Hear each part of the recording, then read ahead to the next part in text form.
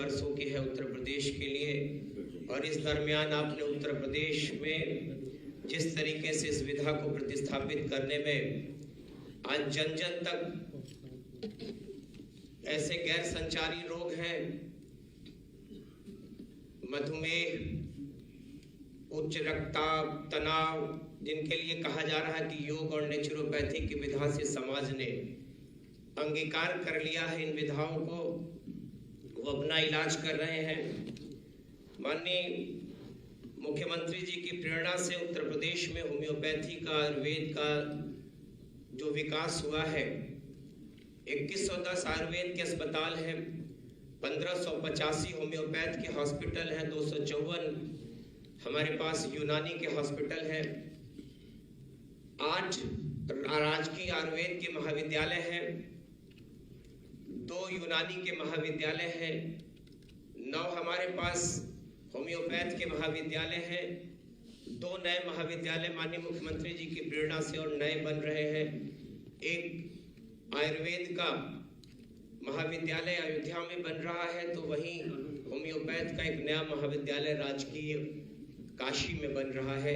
कुल 21 राजकीय महाविद्यालय, 105 प्राइवेट और राजकीय महाविद्यालय को मिलाकर उत्तर प्रदेश में राजकीय कॉलेजों की संख्या है।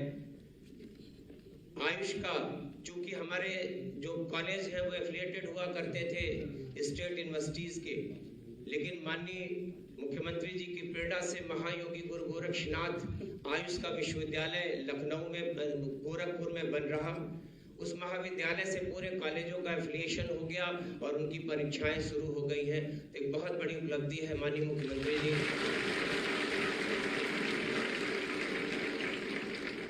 पिछले दिनों आपने 413 एमओसीएच के डॉक्टर्स को नियुक्ति पत्र आपके हाथों से वितरित हुआ। आज के दिन ये 393 फार्मासिस्ट का नियुक्ति पत्र आपके द्वारा वितरित होना है। गोरक्षनाथ आयुष का विश्वविद्यालय इस लखनऊ में अपने से निश्चित ही ये नौजवानों की संख्या जो उत्तर प्रदेश में होम्योपैथ को मिली है, इनसे बहुत सहयोग मिलेगा हमारे हॉस्पिटल्स को। आपने लगातार, विभाग ने एससीपी और डीपीसी के माध्यम से जितने भी स्थायीकरण के माध्यम से जितने भी रुके काम थे, उनके लिए हम अपने विभाग के अधिकारियों को बधाई देना चाहते हैं कि आपने तमाम रुके काम को पिछले लगातार दिनों किया है, जिसके चलते हर चेहरे पर, चाहे वो डॉक्टर हो, चाहे वो अधिकारी हो, चाहे वो शिक्षक हो, सबके चेहरे पर एक खुशी है। माननीय मुख्यमंत्री जी की प्रेरणा अगर ऐसे बनती रही तो हम सब जिस तरीके से आगे बढ़ रहे हैं। होम्योपैथी एक ऐसी विधा है जिसका जन्म सर हैनीमैन जिनको कहते हैं वो क्रिश्चियन थे और एलोपैथ के डॉक्टर हुआ करते थे। माननीय मुख्यमंत्री जी, एक एलोपैथ का डॉक्टर जब अपनी बीमार बेटी के इलाज के लिए वो परेशान हो जाता है तो उन्होंने अपने से अपनी बेटी का इलाज किया। 1755 में जिनका जन्म हुआ, 1843 में उनकी मृत्यु हुई, तब तक उन्होंने अपनी इस विधा को सारे संसार में पहुंचाने का काम किया। हम बड़े दावे के साथ आपसे कहना चाहते हैं कि देश में 25% लोग आज पूरे हिंदुस्तान की बात कह रहा हूं कि पूरे देश में 25% लोग वर्तमान में होम्योपैथ पर भरोसा करते हैं। और एक दूसरे देश में जन्मी एक विधा जिसकी कुल उम्र आज से 270 साल होती है, इन 270 सालों में होम्योपैथी ने सारे संसार में जो प्रगति किया है, लेकिन हम बड़े फख्र से कह सकते हैं कि हिंदुस्तान उनमें सर्वोच्च शिखर पर है जहां होम्योपैथी फल और फूल रही है।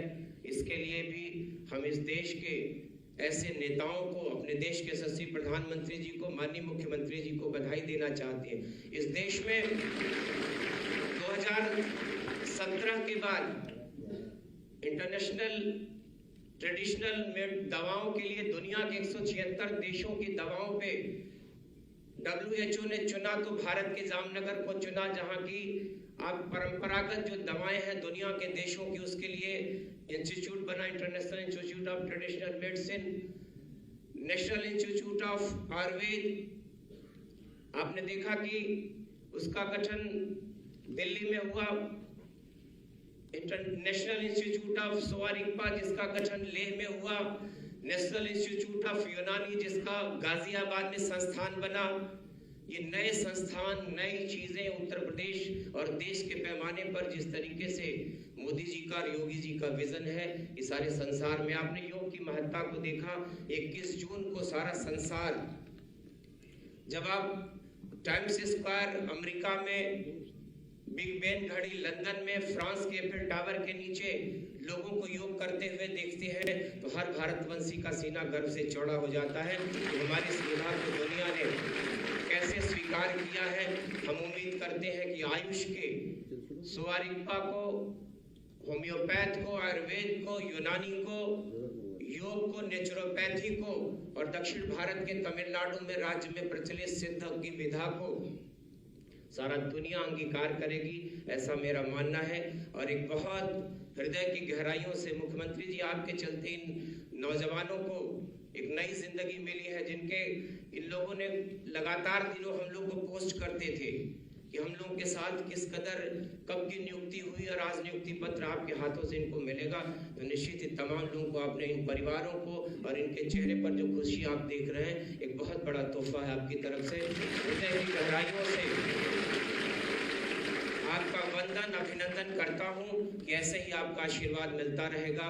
तो आयुष की विधा उत्तर प्रदेश, इस विधा में केंद्र के लोग कहते हैं कि उत्तर प्रदेश में आयुष को 9 नवंबर 2014 के बाद, केंद्र के गठन के बाद से, 17 में उत्तर प्रदेश में गठन के बाद से आपने जितना आशीर्वाद दिया है, तो हम शायद सबसे अग्रणी है देश में इस विधा को अपने यहाँ लागू करने में। तो आपको हृदय से बधाई, आभार।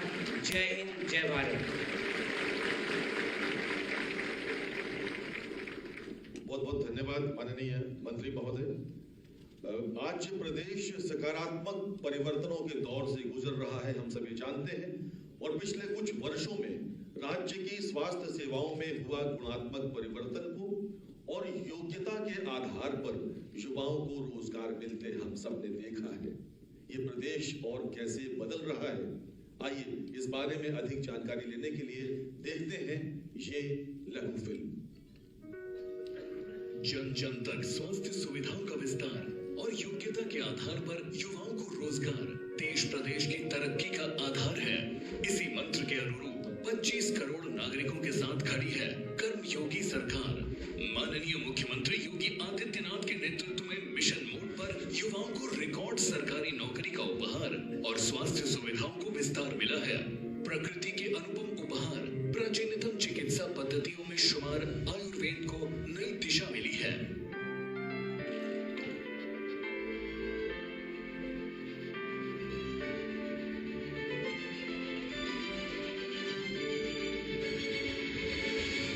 शरीर को स्वस्थ रखना ही नहीं, बल्कि मन और प्रकृति के साथ संतुलन साधने की कला सिखाने वाले विज्ञान आयुर्वेद के नए स्वरूप और नई पहचान के प्रेरणा स्रोत हैं यशस्वी प्रधानमंत्री नरेंद्र मोदी जी।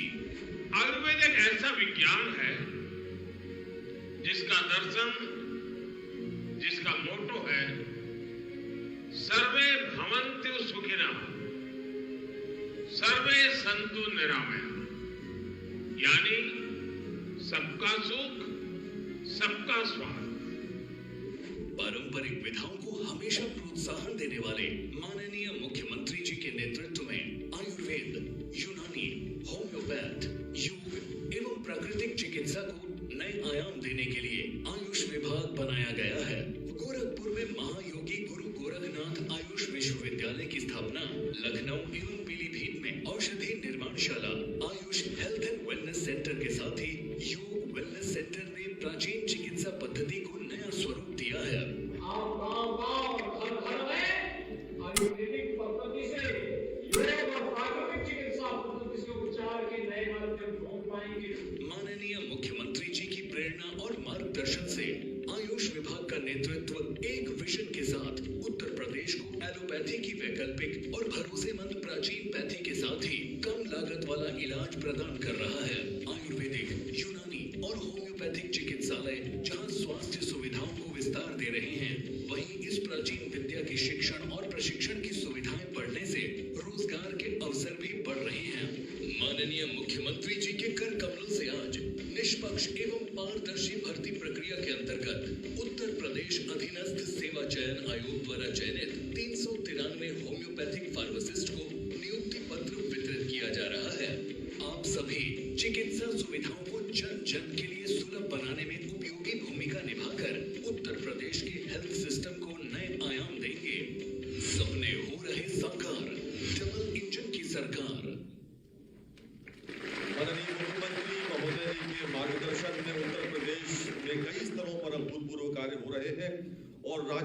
सरकार के अनेक विभागों में जो निष्पक्ष और पारदर्शी प्रक्रिया के साथ योग्य अभ्यर्थियों का चुनाव हो रहा है, प्रदेशवासियों और स्वयं चयनित उम्मीदवार होती हुई यह एक ताजी हवा के झोंके की तरह है जो हम सबको नित नई ऊर्जा दे रहा है।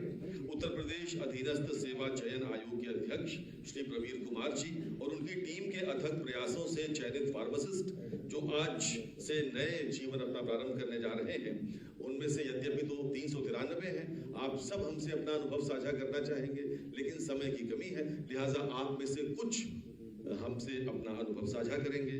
किस प्रकार आपका चयन हुआ, सबसे पहले मैं आवाज दे रहा हूं हरदोई के मोहम्मद आरिफ को। कृपया माइक उन तक पहुंचाएं। हरदोई के मोहम्मद आरिफ जी अपनी बात हमसे करना चाहते हैं। माननीय मुख्यमंत्री जी व मंत्री जी तथा सभागार में उपस्थित सभी पदाधिकारियों को मैं सादर प्रणाम करता हूं। मैं मोहम्मद आरिफ पुत्र जमील अहमद बेनीगंज जनपद हरदोई का निवासी हूँ। मेरा चयन होम्योपैथिक फार्मासिस्ट पद पे हुआ है। मेरे और मेरे परिवार के लिए ये एक खुशी का क्षण है, क्योंकि मैं अपने परिवार से अकेला ऐसा सदस्य हूँ जो सरकारी सेवा में आया हूँ। मेरा सौभाग्य है कि मुझे नियुक्ति पत्र माननीय मुख्यमंत्री के द्वारा दिया जा रहा है। मैं माननीय मुख्यमंत्री जी का बहुत बहुत आभार व्यक्त करता हूं और साथ ही मैं वचन देता हूं मुझे सरकार, उत्तर प्रदेश सरकार और विभाग द्वारा जो भी दायित्व दिया जाएगा मैं उसे पूर्ण निष्ठा और ईमानदारी से निर्वहन करूंगा। धन्यवाद। बहुत बहुत धन्यवाद मोहम्मद आरिफ, बहुत बहुत धन्यवाद। भावुक क्षण है आप सबके लिए, हम सब के लिए। इसके पश्चात मैं आवाज दे रहा हूं प्रयागराज के श्री विवेक मिश्र को। माननीय मुख्यमंत्री जी, मंत्री जी एवं सभी अधिकारियों को मेरा सादर प्रणाम। मैं विवेक मिश्रा संगम नगरी प्रयागराज का निवासी हूँ। मेरा चयन होम्योपैथिक फार्मासिस्ट के पद पर हुआ है। मैं प्रफुल्लित भी बहुत हूँ और मैं माननीय मुख्यमंत्री जी का अपने पूरे परिवार की तरफ से सही धन्यवाद इसलिए करना चाहता हूँ कि मेरे पिताजी भी एक चिकित्सक हैं और उन्होंने अपना पूरा जीवन स्वास्थ्य सेवा में दिया है और आज माननीय मुख्यमंत्री जी के आशीर्वाद से आज मुझे भी अवसर यही प्रदान हो रहा है कि मैं अपने पिताजी की रीति को आगे बढ़ाऊंगा। मैं यह वचन देता हूँ कि मेरे विभाग द्वारा दिए गए सारे दायित्वों को मैं अच्छे और ईमानदारी मन से निभाऊंगा। बहुत बहुत धन्यवाद। हरदोई के शुभम सिंह जी अपनी बात हमसे करेंगे, स्वानुभूत अनुभव। माननीय मुख्यमंत्री जी, माननीय मंत्री जी व सभागार में उपस्थित सभी गणमान्य जनों को मैं शुभम सिंह निवास जनपद हरदोई से सादर प्रणाम करता हूं। उत्तर प्रदेश सरकार के मिशन रोजगार के अंतर्गत अधीनस्थ सेवा चयन आयोग द्वारा समस्त नवचयनित अभ्यर्थियों का पूर्ण निष्पक्ष एवं पारदर्शी तरीके से चयन किया गया है। समस्त नवचयनित अभ्यर्थियों को स्वयं माननीय मुख्यमंत्री जी द्वारा नियुक्ति पत्र प्रदान करते हुए राजकीय स्वास्थ्य सेवा में कार्य करने का अवसर प्रदान किया जा रहा है, जो कि हम सभी के लिए बहुत ही अविस्मरणीय एवं गौरवपूर्ण क्षण है। ये मेरे लिए ही बहुत गौरवपूर्ण अविस्मरणीय क्षण इसलिए है क्योंकि मैं बहुत ही सामान्य परिवार से आता हूँ, जहाँ मेरे पिताजी एक सामान्य किसान और माताजी एक गृहिणी है। मैंने बहुत विषम परिस्थितियों में अपनी पढ़ाई पूरी करते हुए राज्य की स्वास्थ्य सेवा में कार्य करने का अवसर प्राप्त हुआ है, जो कि सिर्फ उत्तर प्रदेश सरकार की निष्पक्ष कार्य प्रणाली के चलते ही मिला हुआ है। इसके लिए मैं माननीय मुख्यमंत्री जी को एक बार पुनः फिर धन्यवाद ज्ञापित करता हूं तथा यह वचन देता हूं कि उत्तर प्रदेश सरकार व विभाग द्वारा मुझे जो भी दायित्व सौंपे जाएंगे उनका मैं पूर्ण सत्य, निष्ठा एवं लगन के साथ निर्वहन करूंगा। धन्यवाद। बहुत बहुत धन्यवाद। और बेटों के बाद अब बेटियों की बारी में आवाज दे रहा हूं देवरिया की संजना भारती जी को। परम आदरणीय माननीय मुख्यमंत्री जी, माननीय मंत्री जी एवं अधिकारीगण तथा सभागार में उपस्थित सभी नवचयनित फार्मासिस्ट साथियों को मेरा सादर प्रणाम। मैं संजना भारती पुत्री श्री द्वारका प्रसाद जिला देवरिया की निवासी हूँ। मैं माननीय मुख्यमंत्री जी का सहृदय धन्यवाद करती हूँ, जिनके कर कमलों से आज होम्योपैथिक फार्मासिस्ट पद पर नियुक्ति पत्र प्रदान किया जा रहा है। मैं एक किसान परिवार से हूँ। मैंने बचपन से ही अपने पिताजी को संघर्ष करते हुए देखा है, तभी से मेरे अंदर एक स्वाभिमान की भावना थी कि मैं आत्मनिर्भर बनूं।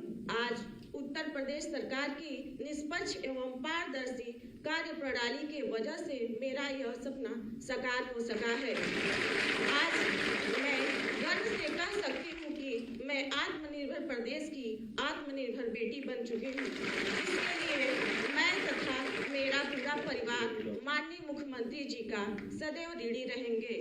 मैं आज शपथ लेती हूँ कि मुझे अपने विभाग द्वारा जो भी दायित्व दिए जाएंगे उसको पूरी ईमानदारी, निष्ठा एवं शुद्ध अंतःकरण से मानव हित के लिए करूंगी। इन्हीं सभी शब्दों के साथ मैं माननीय मुख्यमंत्री जी को सहृदय धन्यवाद करती हूँ तथा अपनी वाणी को विराम देती हूँ। जय हिंद, जय भारत। संजना जी बहुत धन्यवाद। और अब लखनऊ की साधना मौर्य जी। माननीय मुख्यमंत्री जी, माननीय मंत्री जी, आदरणीय अधिकारीगण को सादर प्रणाम। मैं साधना मौर्य, पुत्री श्री सुभाष चंद्र मौर्य, जनपद लखनऊ से हूँ। मैं माननीय मुख्यमंत्री जी को सहृदय धन्यवाद करती हूँ, जिनके कर कमलों द्वारा हमें आज यह नियुक्ति पत्र प्राप्त होगा। आपकी निष्पक्ष प्रणाली की वजह से मैं अपने परिवार की दूसरी पुत्री हूँ, जिसको आज सरकारी सेवा का अवसर प्राप्त होगा। आपकी इससे पूर्व मेरी बड़ी बहन आपकी ही सरकार में प्राथमिक शिक्षा सेवा में का अवसर प्राप्त हुआ तथा यह क्षण मेरे व मेरे परिवार के लिए अविस्मरणीय तथा गर्व की बात है। धन्यवाद। बहुत बहुत धन्यवाद। सरल शब्दों में आपने अपनी बात कही और अंत में मैं रायबरेली की सुश्री वर्षा शुक्ला जी से अनुरोध करूंगा, कृपया अपने अनुभव हमसे साझा करें। माननीय मुख्यमंत्री जी, माननीय मंत्री जी, सभागार में उपस्थित सभी मेरे नवचयनित कार्मिकों को मेरा सादर प्रणाम। मैं वर्षा शुक्ला, पुत्री श्री सतीश चंद्र शुक्ल, उत्तर प्रदेश के एक छोटे से जनपद रायबरेली की निवासी हूँ। मेरा चयन होम्योपैथिक फार्मासिस्ट के पद पर हुआ है, जिसकी परीक्षा उत्तर प्रदेश सरकार द्वारा पूरी निष्पक्षता एवं पारदर्शिता के साथ कराई गई, जिसके लिए माननीय मुख्यमंत्री जी का मैं धन्यवाद करती हूँ।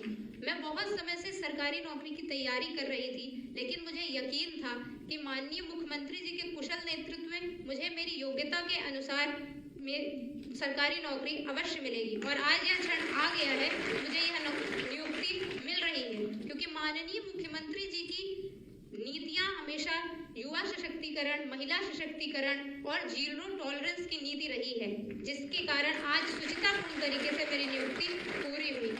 अंत में मैं माननीय मुख्यमंत्री जी को आश्वस्त करती हूँ कि मैं सदैव अपने पद की गरिमा बनाकर रखूंगी और अपने कर्तव्यों का निर्वहन पूरी निष्ठा के साथ करूंगी। अंत में मैं यह कामना करती हूँ कि सर्वे भवन्तु सुखिनः, सर्वे सन्तु निरामयाः, सर्वे भद्राणि पश्यन्तु, मा कश्चित् दुःख भाग् भवेत्। बहुत बहुत धन्यवाद। बहुत बहुत धन्यवाद वर्षा जी। इस सभागार में 393 नवनियुक्त फार्मासिस्ट हैं। संभवतः सभी के हृदय में यही बात होगी और आपकी बातों का प्रतिनिधित्व इन 6 ने किया। आप सबके लिए बहुत बहुत धन्यवाद। और मित्रों, वो समय आ गया है जिस घड़ी की प्रतीक्षा हम सबको थी। मैं अनुरोध करूंगा माननीय मुख्यमंत्री महोदय से, कृपया मंच के अग्रभाग में आकर आप सभी को प्रमाण पत्र वितरित करें। हमारे हित चिंतक और प्रदेश के माननीय मुख्यमंत्री महोदय अब नव चयनित फार्मासिस्टों को नियुक्ति पत्र वितरित करेंगे।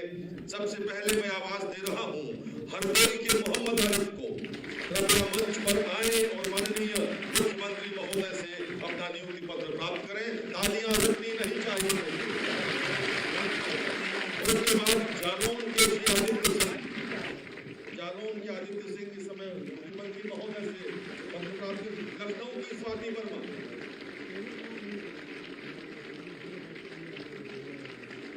देवरिया के रणजीत प्रसाद,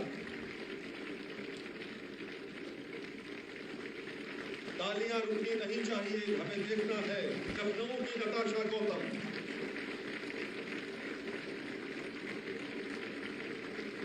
सीतापुर के रंजीत यादव, रायबरेली की प्राची त्रिपाठी,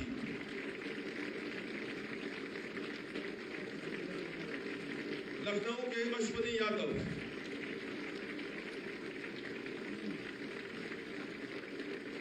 बहराइच की गरिमा शुक्ला और प्रतापगढ़ के श्री मानेंद्र शुक्ला। बहुत बहुत धन्यवाद माननीय मुख्यमंत्री महोदय। आपने 10 को स्वयं अपने कर कमलों से उनका नियुक्ति पत्र दिया। मित्रों, हम सौभाग्यशाली हैं कि प्रदेश को आदरणीय श्री योगी आदित्यनाथ जी जैसा अभिभावक हमें मिला है। उत्तराखंड की यात्रा के तत्काल पश्चात वो परसों सिंधी समाज को शाम को संबोधित कर रहे होते हैं। उसके अगले दिन यानी बीते कल वो उन्नाव में 804 करोड़ रुपए की विकास परक योजनाओं का लोकार्पण और शिलान्यास कर रहे होते हैं। और उसके ठीक अगले दिन यानी आज आप सबको नियुक्ति पत्र बांट रहे होते हैं। तालियों के साथ स्वागत करिए। बिना एक दिन का भी अवकाश लिए प्रदेश की 25 करोड़ जनता को समर्पित उत्तर प्रदेश के माननीय मुख्यमंत्री श्री योगी आदित्यनाथ जी महाराज कृपया अपने आशीर्वचन के लिए पधारे। माननीय मुख्यमंत्री महोदय श्री योगी आदित्यनाथ जी।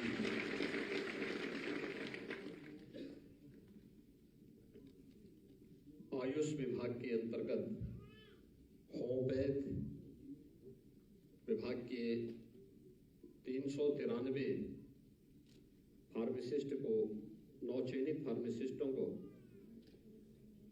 नियुक्ति पत्र वितरण के आज के इस कार्यक्रम में मंच पर उपस्थित आयुष विभाग के मंत्री श्री दयाशंकर मिश्र दयालु जी, प्रदेश के मुख्य सचिव श्री दुर्गाशंकर मिश्र जी, प्रमुख सचिव आयुष श्रीमती लीना जौहरी जी, आज के इस कार्यक्रम में उपस्थित माननीय जनप्रतिनिधिगण, अध्यक्ष अधीनस्थ सेवा चयन आयोग श्री प्रवीण कुमार जी, आयुष विभाग के सभी अधिकारीगण, 9 चयनित होम्योपैथ फार्मासिस्ट, उनके अभिभावकगण और उपस्थित भाइयों बहनों, उत्तर प्रदेश अधीनस्थ सेवा चयन आयोग के एक पारदर्शी और सुचितापूर्ण तरीके से चयन की प्रक्रिया के संपन्न होने और 393 होम्योपैथ फार्मासिस्ट की सफलतम नियुक्ति होने के उपरांत आज नियुक्ति पत्र वितरण के अवसर पर मैं आप सभी 9 चयनित होम्योपैथ फार्मासिस्ट को प्रदेश शासन की ओर से हृदय से बधाई देता हूं। उत्तर प्रदेश अधीनस्थ सेवा चयन आयोग को इस पूरी प्रक्रिया को पारदर्शी तरीके से संपन्न करने के लिए हृदय से धन्यवाद भी देता हूं। हम सब जानते हैं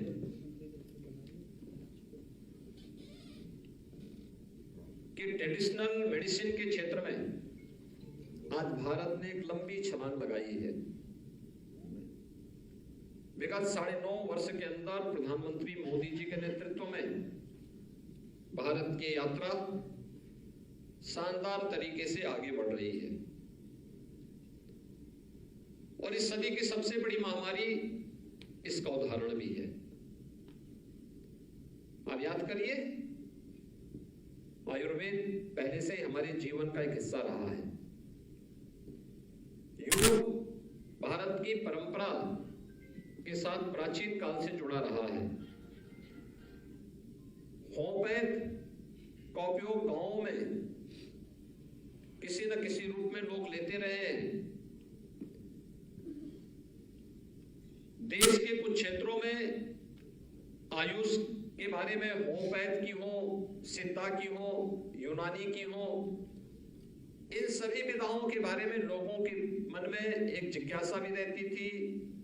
लोग उपलब्धता के अनुसार उसका उपयोग भी करते थे। लेकिन पहली बार आयुर्वेद, योग और प्राकृतिक चिकित्सा, यूनानी, सिद्धा और होम्योपैथ, इन सबको मिलाकर के देश के अंदर एक आयुष मंत्रालय का गठन होता है। आयुष मंत्रालय के बाद ट्रेडिशनल मेडिसिन को एक नई पहचान देने की जो पहल 2014 में प्रधानमंत्री मोदी जी ने प्रारंभ की थी, आज उसके बहुत अच्छे परिणाम हम सबके सामने देखने को मिल रहे हैं।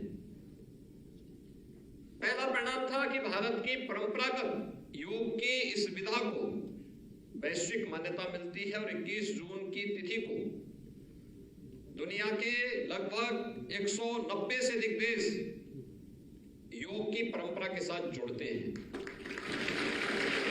योग के साथ जुड़ने का मतलब भारत की ऋषि परंपरा के प्रति कृतज्ञता ज्ञापित करना। एक विशिष्ट तिथि अपने उन पूर्वजों के प्रति कृतज्ञता ज्ञापित करने के लिए भारत और यूएनओ के साथ मिलकर के दुनिया का हर वह व्यक्ति जो उत्तम आरोग्यता की प्राप्ति का पक्षधर है वह विश्व योग दिवस के साथ जुड़ता है। ये भारत की देन आज वैश्विक मान्यता इस रूप में प्राप्त कर रहा है। कोविड कालखंड में आपने देखा होगा कि हर एक जगह आयुष काढ़ा उपयोग होने लग गया, हर व्यक्ति उसको स्वीकार करने लग गया। देश हो या दुनिया हो, कहीं भी हर परिवार का हिस्सा बन गया। विपत्ति के समय यह हम सब के सामने एक सहारा बना था और घर के अंदर ही औषधि प्राप्त होती है। लेकिन समग्रता के साथ इन सबको जोड़ करके कार्य किया जा सके। 2014 के बाद जिस तेजी के साथ इस फील्ड में काम होना प्रारंभ किया है, आज उसी का परिणाम है कि देश की सबसे बड़ी आबादी का राज्य उत्तर प्रदेश इस दिशा में मजबूती के साथ आगे बढ़ रहा है। उत्तर प्रदेश में पहली बार आयुष के अलग अलग विधाओं के लिए इसमें डिग्री और डिप्लोमा के कोर्सेज हम भी अपने तरीके से प्रारंभ कर सके, इसके लिए आयुष विश्वविद्यालय की स्थापना भी उत्तर प्रदेश के अंदर होती है। एक बड़ी उपलब्धि है, एक लंबी छलांग है। हम ट्रेडिशनल मेडिसिन को प्रोत्साहित करने के लिए, चाहे वह आयुर्वेद की कॉलेज हो, योग या वेलनेस सेंटर हो, यूनानी या सिद्धा से जुड़े हुए कॉलेज हो या फिर होम्योपैथ के कॉलेज हो। अब याद करिए 2014 के पहले होम्योपैथ फार्मासिस्ट के लिए सरकारी व्यवस्था में नौकरी नहीं हुआ करती थी, बहुत कम, वो भी बाई चांस इसको आप मान सकते थे। आयुर्वेद के लिए जो चयनित फार्मासिस्ट थे उनको नौकरी नहीं दी जाती थी, लेकिन आज इस सरकारी व्यवस्था का हिस्सा बन गया। आज सरकार प्रोत्साहित कर रही है, हमें आयुष सेंटर बनाने हैं, हेल्थ एंड वेलनेस सेंटर बनाने हैं। 5000 की आबादी में एक आयुर्वेद का योग और वेलनेस सेंटर के लिए कार्रवाई युद्ध स्तर पर आगे बढ़ रही है और उत्तर प्रदेश तो इसमें अग्रणी भूमिका का निर्वहन कर रहा है। और मैं तो बार बार इस बात को कहता हूं कि हेल्थ टूरिज्म में अगर किसी एक सेक्टर में सबसे अधिक संभावना है तो भारत के अंदर वह आयुष उसके लिए अपने आप को तैयार कर सकता है कि आयुष में संभावना है। दुनिया आज आपकी तरफ जाना चाहती है, दुनिया आज आपको तरफ देखना चाहती है, लेकिन उसके अनुरूप वातावरण देना ये हमारा दायित्व है। और आज ये 393 होम्योपैथ फार्मासिस्ट की नियुक्ति इस दिशा में एक महत्वपूर्ण कदम है जो आयुष विधा को आम जन की संपूर्ण आरोग्यता के लिए प्रोत्साहन करने के लिए एक प्रयास, डबल इंजन सरकार के द्वारा किए गए प्रयास का हिस्सा है। और उस प्रयास के क्रम में आज हम सब यहाँ पर उपस्थित हुए हैं।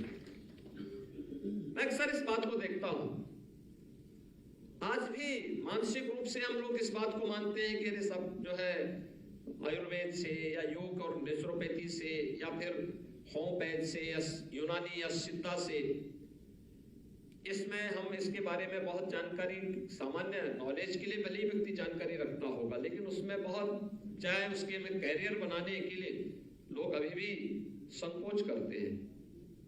मुझे लगता है यह समय है कि हम कैरियर बनाने के लिए भी और उत्तम आरोग्यता के लिए भी ट्रेडिशनल मेडिसिन को प्रोत्साहित करें, इस दिशा में प्रयास करें, लोगों को इसके लिए प्रेरित करें।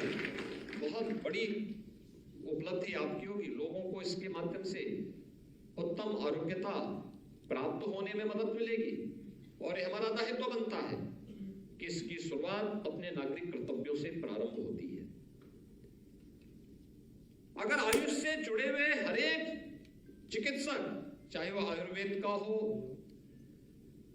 यूनानी या सिद्धा से जुड़ा हुआ हो, होम्योपैथ का हो,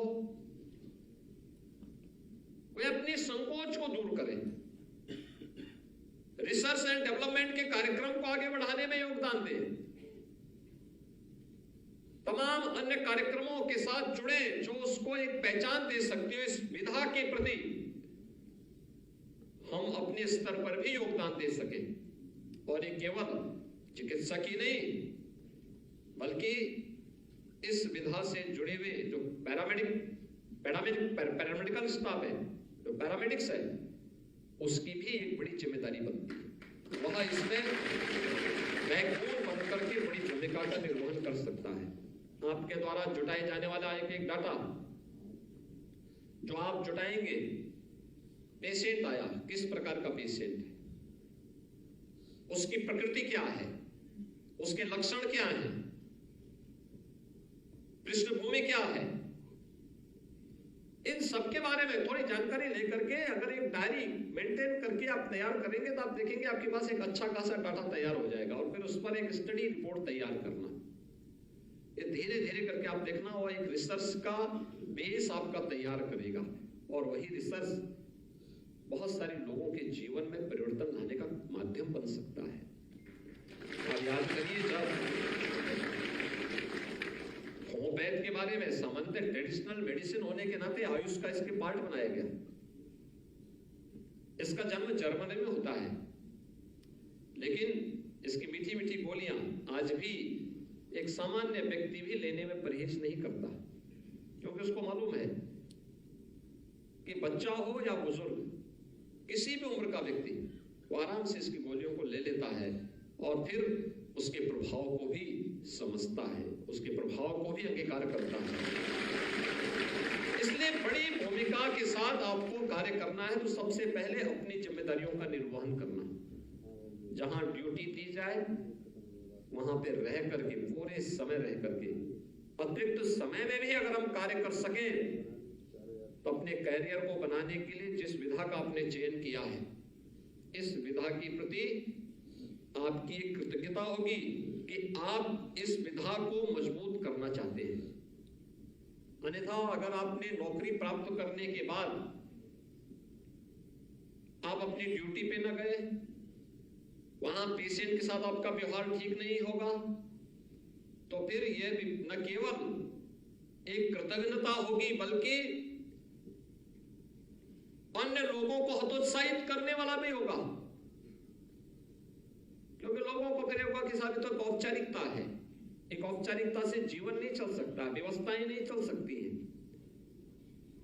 हम जब अपने अधिकारों की बात करते हैं तो इन्हीं सब बातों को लेकर के हमेशा चर्चा होती कि अधिकार से महत्वपूर्ण अपने कर्तव्य होने चाहिए। कर्तव्य, हमारा कर्तव्य क्या है समाज के लिए, राष्ट्र के लिए, व्यवस्था के लिए, आने वाली पीढ़ी के लिए हम कहां ले जाना चाहते हैं, ये उसमें एक बड़ी भूमिका का निर्वहन करेगा।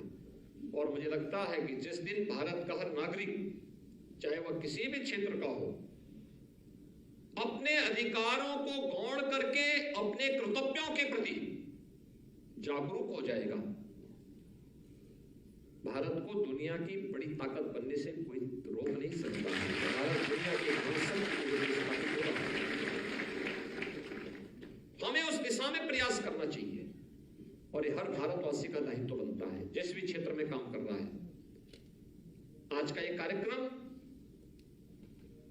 देश प्रदेश के अंदर प्रधानमंत्री जी के विजन को, आयुष पद्धति को मजबूती प्रदान करने का एक माध्यम है।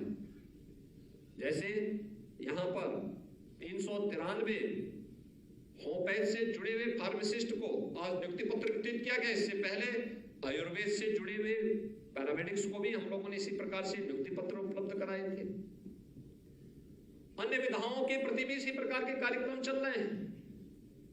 अभी हाल ही में हमारी कैबिनेट ने योग और प्राकृतिक चिकित्सा से जुड़े हुए उन लोगों को जिनकी डिग्री अब तक उत्तर प्रदेश के अंदर मान्य नहीं होती थी, उसको मान्य करने के लिए भी एक नए कदम को आगे बढ़ाया है कि योग और प्राकृतिक चिकित्सा ये विधिवत तरीके से उत्तर प्रदेश के अंदर हम लोग उन डिग्रियों को मान्य करें जो किसी मान्यता प्राप्त शासकीय व्यवस्था के अंतर्गत मान्यता प्राप्त कोई डिग्री है, कोई डिप्लोमा है, उसको हम प्रदेश के अंदर भी मान्य करेंगे। और उस प्रकार की डिग्री और डिप्लोमा कोर्स उत्तर प्रदेश शासन भी अपने यहाँ से आयुष विश्वविद्यालय के माध्यम से या डायरेक्टरेट के माध्यम से इस प्रकार के कार्यक्रम संचालित होंगे, जिससे अधिक से अधिक क्षेत्रों में लोग हेल्थ एंड वेलनेस के कार्यक्रम को उस प्रकार के सेंटर का संचालन कर सके और ट्रेन मैन पावर उन्हें उपलब्ध हो सके। इसके लिए राज्य सरकार तेजी के साथ कदम बढ़ाते हुए कार्यक्रम को आगे बढ़ाना चाहती है। और इसी से आज हम सब आपके बीच में आए हैं आपसे बताने के लिए कि इस दिशा में हमें भी अपने प्रयास को जो जिस क्षेत्र में है उसको उस दिशा में अपने प्रयास को आगे बढ़ाना होगा। एक पारदर्शी चयन की प्रक्रिया अधीनस्थ सेवा चयन आयोग ने प्रारंभ की है। आज आप देख रहे होंगे कि अमूमन जिस प्रदेश में लोक सेवा आयोग के परिणाम को आने में 1.5 साल 2 साल लगते थे, आज 6 महीने से 9 महीने के अंदर ये परिणाम सामने आ रहे हैं। उत्तर प्रदेश के युवाओं को नौकरियां मिल रही हैं। अधीनस्थ सेवा चयन आयोग लगातार इस दिशा में कार्य कर रही है। शिक्षकों के चयन की पूरी प्रक्रिया को भी उसी पारदर्शिता के साथ आगे बढ़ाने का कार्य हुआ है। और इसी का परिणाम है कि विगत 6 वर्ष के अंदर लगभग 6 लाख यूपी के नौजवानों को हम लोगों ने प्रदेश के अंदर नौकरी, सरकारी नौकरी देने में सफलता प्राप्त की। यानी 6 लाख सरकारी नियुक्ति इससे पहले कभी नहीं मिली।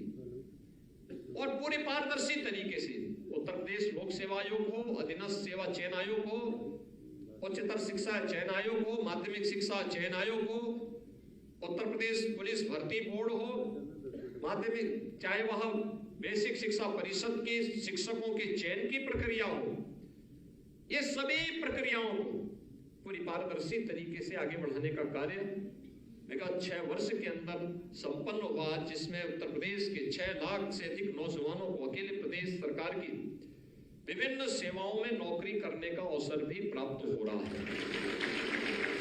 6 लाख नौजवान आखिर कहीं ना कहीं वंचित थे सरकारी नौकरी से। आज वे 6 लाख नौजवान अगर मिल करके व्यवस्था का एक पार्ट बन करके पूरी ताकत के साथ, पूरी ऊर्जा के साथ, व्यवस्था के साथ जुड़ करके अपना योगदान देना प्रारंभ कर देंगे, तो उत्तर प्रदेश से कौन ताकत है जो उत्तर प्रदेश को फिर भी मालूम रखेगी। उत्तर प्रदेश को एक समर्थ और समृद्ध राज्य के रूप में अग्रसर होना ही है। उस दिशा में हमारे स्तर पर क्या प्रयास हो रहा है, हर व्यक्ति को इसके बारे में मूल्यांकन और आत्मावलोकन करने की आवश्यकता है। और इसीलिए इस पारदर्शी प्रक्रिया के साथ कोई हस्तक्षेप नहीं, और अगर कोई गलत करेगा तो उसकी जवाबदेही भी तय होगी। एक प्रक्रिया में कहीं भी कोई हस्तक्षेप शासन का नहीं, कोई भी भर्ती की प्रक्रिया हो पारदर्शी तरीके से हो, और जो उस भर्ती की प्रक्रिया को पूरा करेगा उसकी भी जवाबदेही उस स्तर पर, हर स्तर पर तय सुनिश्चित है। और उसी प्रक्रिया के साथ हम सब जुड़ करके इस कार्यक्रम को आगे बढ़ा रहे हैं। आज उत्तर प्रदेश देश के अंदर नए नए रोजगार सृजन का एक नया गंतव्य बना है। आपने देखा होगा फरवरी 2023 में उत्तर प्रदेश ने अपना ग्लोबल इन्वेस्टर समिट किया। उस समय हमारे पास 35 लाख करोड़ रुपए के प्रस्ताव आए थे, आज वो बढ़ करके लगभग 38 लाख करोड़ रुपए के प्रस्ताव आए थे। नए क्षेत्र कैसे खुल रहे हैं? कल मैं भदोही में था। भदोही में एक इंटरनेशनल कारपेट एक्सपो का आयोजन किया गया है। आप सोचिए, देश के अंदर 17,000 करोड़ रुपए के कारपेट एक्सपोर्ट होते हैं। उनमें 10,000 करोड़ का 17 में से 10,000 करोड़ का केवल उत्तर प्रदेश से भदोही, मिर्जापुर और वाराणसी से हो रहे हैं। कोई सोचता था हैंडमेड कारपेट उत्तर प्रदेश का कारीगर शिल्पी अपने स्तर पर बनाने का प्रयास कर रहा है, कितनी मजबूती के साथ काम कर रहा है। यह वही उत्तर प्रदेश है जहां पहले दंगों से फुर्सत नहीं थी, अराजकता से फुर्सत नहीं थी, गुंडागर्दी से फुर्सत नहीं थी, विकास की बात आती थी वो कहीं किसी उसमें अटक जाती थी। आज वही उत्तर प्रदेश है जो तेजी के साथ विकास की प्रक्रिया का हिस्सा बनकर के मजबूती के साथ आज न केवल अपने यहां इंफ्रास्ट्रक्चर डेवलपमेंट के लिए बल्कि नौजवानों के नए नए रोजगार और नौकरी की संभावनाओं को भी आगे बढ़ा रहा है और देश के अंदर निवेश के एक बेहतरीन गंतव्य के रूप में अपने आप को स्थापित कर रहा है। आप सोचिए, ये 38 लाख करोड़ रुपए के निवेश के प्रस्ताव जिस दिन जमीनी धरातल पर उतरेंगे, 1 करोड़ से अधिक नौजवानों को सीधे सीधे नौकरी प्राप्त होगी यूपी के अंदर। 1 करोड़ नौजवानों को करने की इच्छा शक्ति होनी चाहिए। इसके लिए सरकार को बड़े कदम उठाने पड़े थे, कानून व्यवस्था की स्थिति को बेहतर करना पड़ा था, प्रदेश के अंदर व्यापक रिफॉर्म करने पड़े थे, पॉलिसीज बनानी पड़ी थी, हर स्तर पर बड़े कदम उठाने के साथ ही हर स्तर पर रिफॉर्म करने के लिए जब सरकार खड़ी हुई, आज उसके परिणाम हम सबके सामने हैं। और मुझे लगता है कि वह केवल सरकार नहीं करती है, जब समाज का आशीर्वाद जुड़ता है इस पूरे अभियान के साथ तो सफलता प्राप्त होने में फिर देर नहीं लगती है। आज का यह कार्यक्रम उसी सफलता का हिस्सा है, जिसमें आप जैसे नवचयनित अभ्यर्थी आज होमियोपैथ फार्मासिस्ट के रूप में अपनी अपनी सेवाएं प्रदेश भर के अलग अलग होमियोपैथ हॉस्पिटल्स में उपलब्ध करवाएंगे। आपका व्यवहार, याद रखना, आपका व्यवहार मरीज की आधी से अधिक समस्या का समाधान कर सकता है। अगर आपका व्यवहार अच्छा है, आपका व्यवहार सद्भावनापूर्ण और सहानुभूतिपूर्ण है, तो मरीज आधी बीमारी तो उससे ही दूर कर लेता है। याद करना, बीमारी केवल शारीरिक नहीं होती है, मानसिक भी होती है। तो मानसिक बीमारी का उपचार आपका व्यवहार है। आपका अच्छा व्यवहार होगा, मरीज की आधी बीमारी दूर। बाकी जैसे वो दवा लेना शुरू करेगा, बाकी तो जब उसको विश्वास हो गया कि डॉक्टर मजबूती के साथ, पूरे आत्मविश्वास के साथ मुझे दवा दे रहा है, तो वह दवा उस पर प्रभाव भी दिखाएगी, और दवा उस पर प्रभाव दिखाएगी तो उसकी दुआ भी आपको लगेगी। इसलिए हम इस बात को जरूर ध्यान में रखें कि हमारा व्यवहार मरीज के साथ, मरीज के परिजन के साथ बहुत ही सद्भावपूर्ण और सद्भावनापूर्ण होना चाहिए, सहानुभूतिपूर्ण होना चाहिए। एक बीमार व्यक्ति झल्लाहट में आ सकता है, आता है, उसकी अपनी समस्याएं हैं, शारीरिक व्याधि भी है तो मानसिक तनाव भी है, पारिवारिक झंझटें भी होंगे और भी तमाम विवाद होंगे।